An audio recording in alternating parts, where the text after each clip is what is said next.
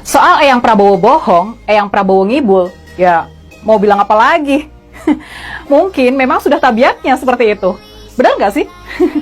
Buat mencapai tujuannya, buat mewujudkan ambisinya menjadi presiden, Eyang Prabowo bisa ngomong apa saja. Dia bisa mengaku-ngaku apa saja.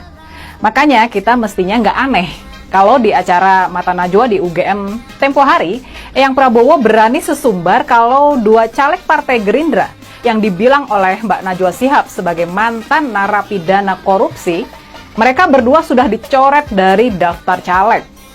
Catat omongan Eyang Prabowo ya, dua nama itu sudah dicoret.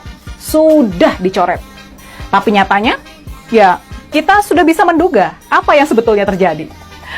Pada kenyataannya, dua nama caleg Partai Gerindra itu masih ada di daftar caleg yang ditayangkan Komisi Pemilihan Umum di halaman website KPU. Jadi dua nama itu sama sekali belum dicoret. Catat ya kenyataannya, dua nama itu belum dicoret. Jadi jelaskan kalau Eyang Prabowo ini sudah ngibul ke Mbak Najwa Shihab. Sudah jelas juga kalau Eyang Prabowo sudah ngibul ke seluruh penonton di acara Mata Najwa di UGM.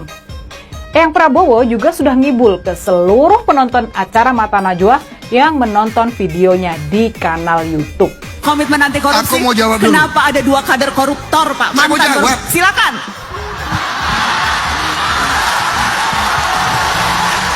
Dua calon itu sudah saya coret.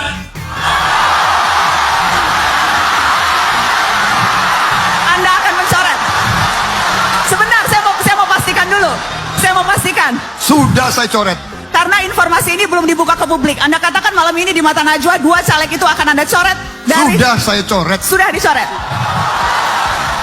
Ngibulnya Eyang Prabowo soal dua mantan narapidana yang jadi caleg di Partai Gerindra itu, ini cuma satu dari banyak blunder Eyang Prabowo sewaktu tampil jadi tamu dari Mbak Najwa Shihab di UGM.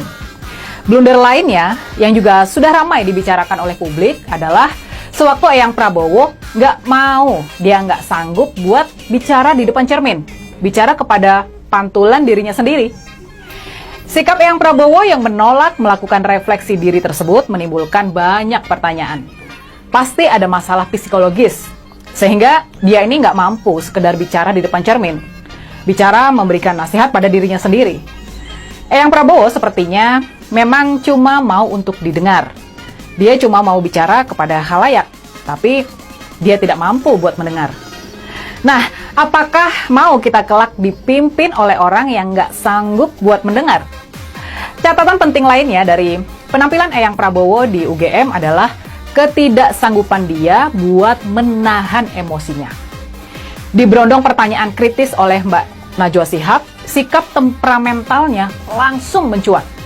Misalnya nih, waktu terdesak gara-gara ditanya soal dugaan politik uang Ketua Umum Partai Amanat Nasional, Zulkifli Hasan, Eyang Prabowo ini benar-benar jadi out of control.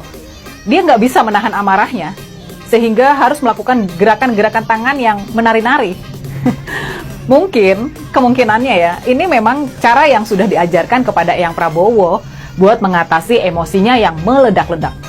Kalau dia sudah sangat kesal, dia harus menggerak-gerakkan badannya. Mungkin ini cara supaya dia nggak sampai menampar dan mencekik lawan bicaranya di muka umum kali ya. Mungkin inilah cara Eyang Prabowo buat mengalihkan luapan amarahnya yang sudah tidak terbendung lagi.